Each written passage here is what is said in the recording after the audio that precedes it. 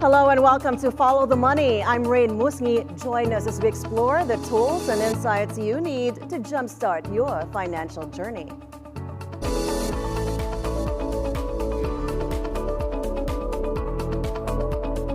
We start with the commodity market. Oil prices dropped 6% after Israel's retaliatory strike against Iran at the weekend bypassed oil and nuclear facilities. Oil prices tumbled as worries about a wider Middle East war eased. Brent futures settled at $71.42 a barrel, down $4.63 or 6%, with the WTI U.S. crude futures settling at $67.38 per barrel, down $4.40 or about 6.13%. Gold's record rally took a breather on Monday as U.S. Treasury yields and dollar gained the upper hand, while investors awaited a series of U.S. economic data due this week for cues on the Federal Reserve's interest rate outlook. Spot gold fell 0.2% to $2,743 an ounce. Bullion hit a record high of $2,758.37 last Wednesday. U.S. gold futures settled almost unchanged at $2,755, while spot silver added 0.2% at $33.75 an ounce. Platinum rose 1.4% to $1,000.3750. Palladium rose 2.1% to $1,217.98 after hitting a 10-month high earlier in the session on concerns over sanctions on top producer Russia. Well, the U.S. Treasury announced new rules to restrict American investments in artificial intelligence and chip technology in China, aiming to limit Beijing's access to critical tech for military use. This comes amid growing tensions in trade and tech competition between the two economic giants. The new rules reflect growing concerns about the national security risks posed by the flow of advanced technology abroad, particularly in defense, critical areas like semiconductors and artificial intelligence. Officials warn that China could exploit these technologies, calling the moves crucial for safeguarding U.S. security. Volkswagen plans to cut thousands of jobs and close up to 3 plants in Germany as it grapples with the high cost of electric vehicle production. The auto giant is shifting its focus to EVs, but that transition is costing traditional jobs. VW says job cuts will be mostly voluntary as it navigates this change. Back in the U.S., J.P. Morgan Chase is suing customers for their role in a multi-million-dollar check fraud scheme that went viral. Chase filed 4 lawsuits on Monday in federal courts in Los Angeles, Houston, and Miami, accusing 2 individuals and 2 businesses of illegally retaining more than $661,000 after the checks they deposited were deemed counterfeit or forged. The bank claims customers exploited a glitch that let them withdraw more than they deposited, leading to significant financial losses. Legal experts say this case could set precedents in digital banking fraud liability. Still on J.P. Morgan, CEO Jamie Dimon is calling for a regulatory pushback, saying overregulation stifles business growth.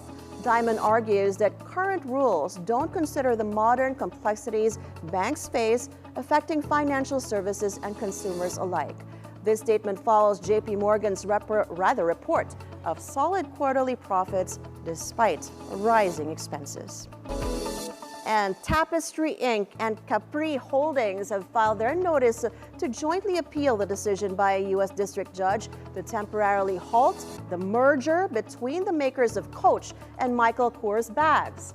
The FTC had launched an antitrust probe into Tapestry's $8.5 billion deal to acquire Capri Holdings, setting up a showdown in the luxury handbag market. The purchase would consolidate brands like Coach and Kate Spade under Tapestry's control. Capri owns the Versace, Michael Kors, and Jimmy Choo brands. The FTC claims the merger could reduce competition and drive up handbag prices for consumers, triggering concerns about market domination.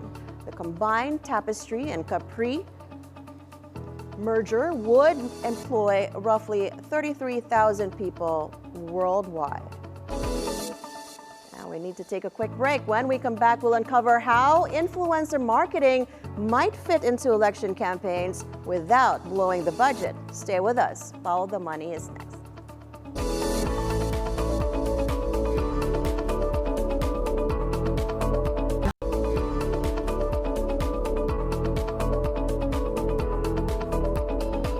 Welcome back. For our special segment, we spoke with Invictus Philippines Managing Director Cancan Ramos to break down for us how financial planning and targeted advertising can influence election outcomes on social media.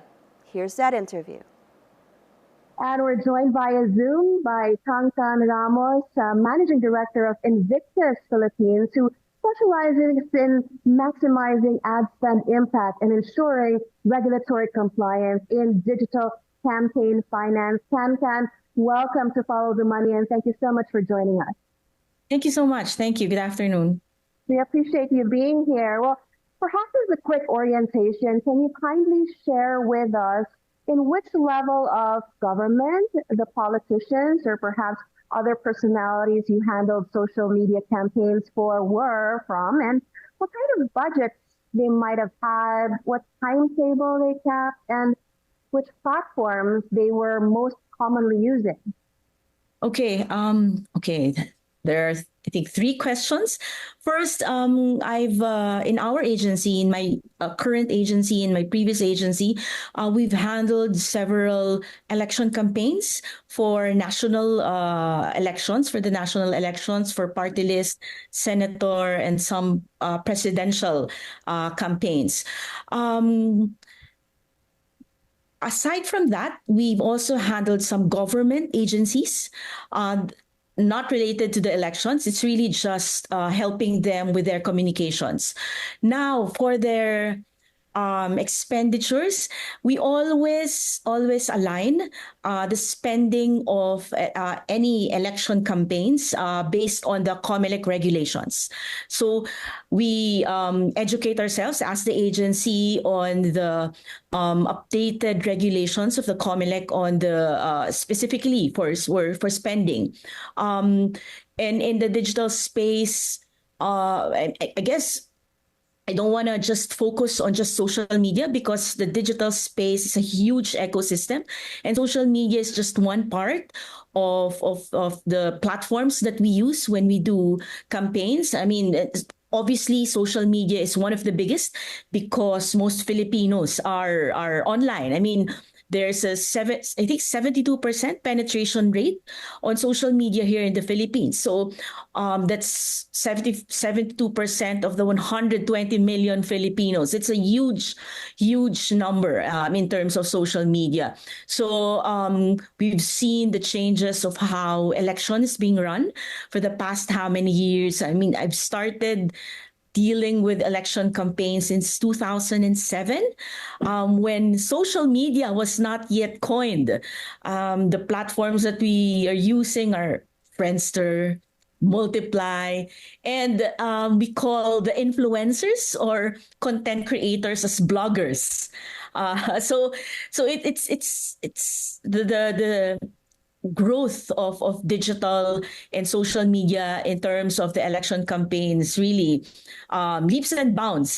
There was a comment that really took hold among people from this current presidency that when he launched a social media campaign, it was years and years in the making, also because that he had a lot of history to unbundle or unpack. Whereas, let's say the social media campaign that a rival opponent only had a social media campaign for when she decided to actually come on board as a presidential candidate. Does timing actually make a difference in making sure that social media campaigns are effective? And does the amount of budget that you put in also make a difference? Okay. I definitely agree that timing is very important. And in social media, it's not just a one-time big time. Okay, I decided to run now. Okay, let's do a social media campaign. It takes years. It takes time. It's really just building the relationship with your potential constituents for people online. No? As brand, I mean, we've handled several brands, and that's the core of our agency. And we always tell our partners and our clients, it will take time for you to be able to build that reputation. So same goes with any candidate. You have to continuously engage, talk to them, communicate to them for them to be able to listen to you or to, I guess, to really know that you are serious in running for in government. And obviously, budget plays a big role because social media is not free. Yes, we can do organic content. I mean, you can post in your social media platforms, but there is a paid component to it. For you to be able to reach the wide audience, you have to do paid media. In anything, I mean, traditional media, it's paid. Digital media, you have to also invest in it. I'd like to go back to the point of where you have to really build that credibility, build that the time for you to be able to um, get the attention of your audience. So money is also involved in it. I mean, all of these platforms, it's also a pay for play. We have to, I mean, we have to accept it. All of these platforms, they also need to earn money. So for you to be able to send that message out to a specific audience, you have to pay. You have to do paid media. And depends also on the platform, depends also on the objective. Cost varies. No, it's not a like traditional media have a rate card and that's it. In digital media, in social media, price varies, depends on your target audience. It depends on the location. It depends on the behavior of your audience. It also depends on your objective. And talking about ad spend for social media, would you be able to track the return on investment on a particular campaign? And would you be able to use data analytics, for example, to see how much engagement, how much reach, or how much conversions you're able to extract from your campaign? And in that way, in the same way, are you able to use this data to submit it to the Commission on Elections? Because, of course, they are also keeping track of how much spend and how much compliance a particular candidate is making. That's the beauty of digital. Everything can be tracked. Well, again, you go back to your objective. Are you a new personality that wanted people to, I mean, for awareness, or do you want people, or you want conversion or advocacy? It really depends. But everything that you do online can be tracked. So as the agency who manages the campaign, we usually start off with creating protocols and systems so that we can report on a regular basis. On the spending, definitely, we do not. What we do when we pass the SOSE at the end of every campaign is we use the third-party data of the platform. So it's not, the data is not coming from us. It's coming from the platform. So everything is transparent. Transparency is very, I mean, in our agency, I mean, transparency is it's the one of the core principles on how we run campaigns. So we make sure that we set up all of these protocols and we have a weekly, depends, I mean, weekly, bi-weekly, or sometimes daily monitoring of spend.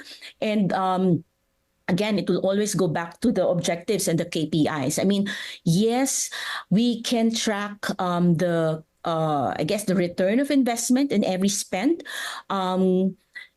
But it's not just siloed into just the digital space. No, what we do is we try to integrate the data into different data points. For example, if there's a survey coming up, we will make sure that maybe in one of the questions, digital, if did you see a material on this candidate on social media?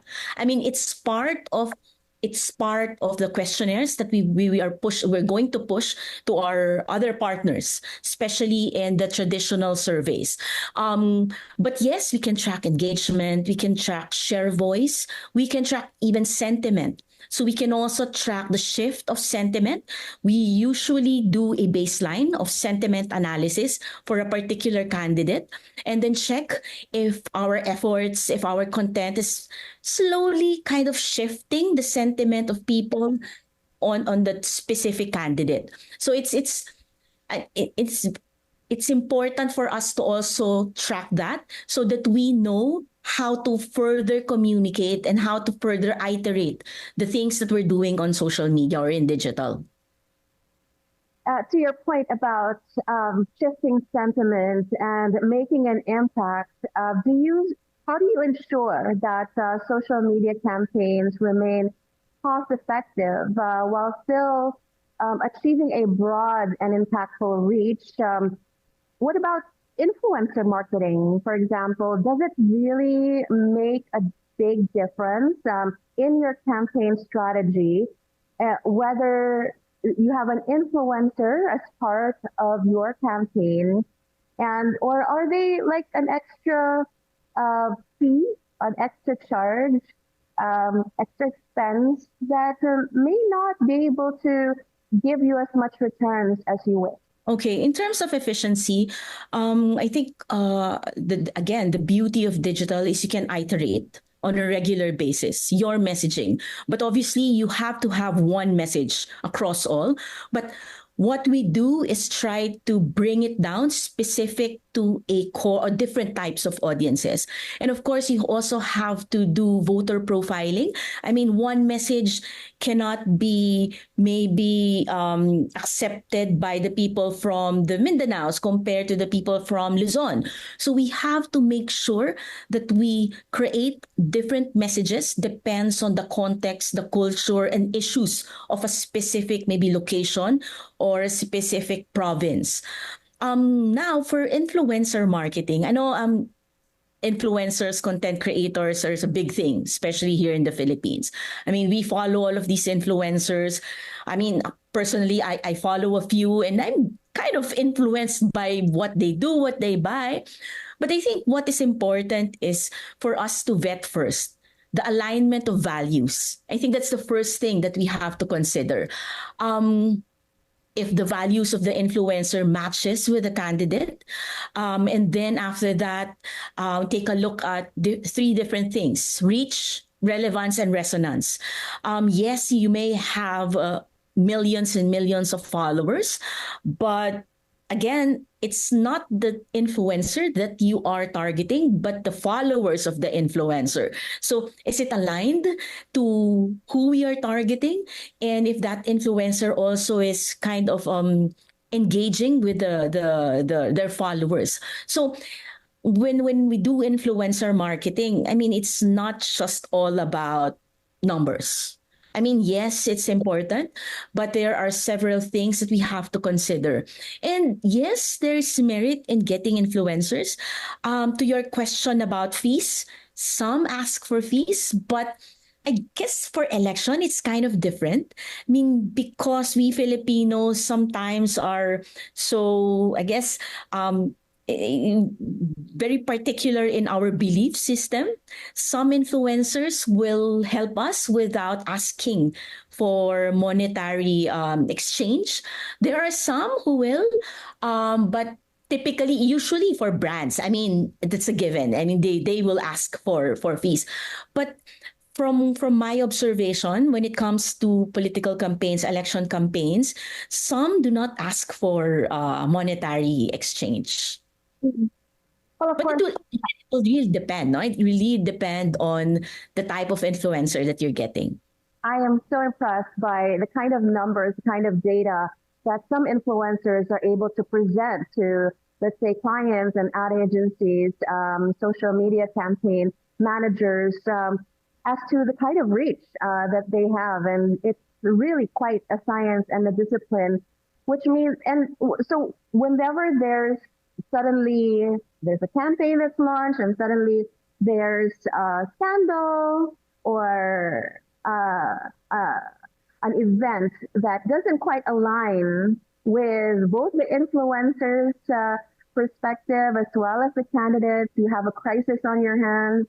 What then? How do you manage that? And like, if I had to budget for it as a candidate, what kind of timing, budgetary constraints, or requirements should I be attuned to? Okay. My principle in crisis management, because I've handled several crisis management for brands, I mean, some public officials as well. It's all about preparation. So you don't think about the crisis when it's already happening. So when we start any engagement with any personality or in any brand per se, we make sure that we set up all of these protocols. We do all of these issues. I mean, we have to also think about how the opponent is thinking, what are the issues that will be thrown to our principal.